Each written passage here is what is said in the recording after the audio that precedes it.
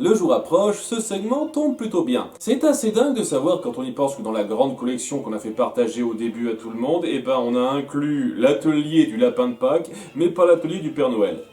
Assez étonnant, je trouve. Sinon, comme on s'y attend, c'est juste une visite de l'atelier du Père Noël, alors qu'il s'apprête d'ici peu de temps à aller rendre visite aux enfants et lui donner ses cadeaux en entrant chez eux par effraction et en étant jamais poursuivi par la police.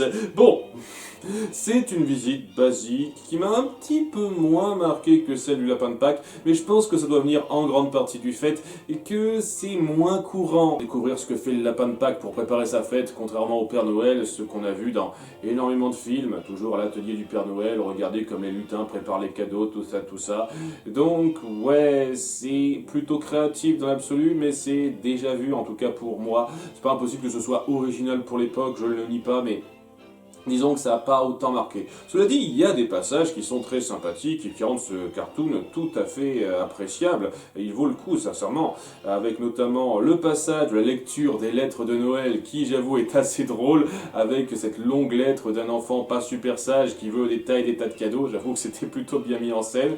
Et j'apprécie quelques petits détails où on essaye vraiment de revenir sur des éléments montrés dans d'autres cartoons avant. Notamment certains jouets qu'on a vus dans Midnight in a Toy Shop.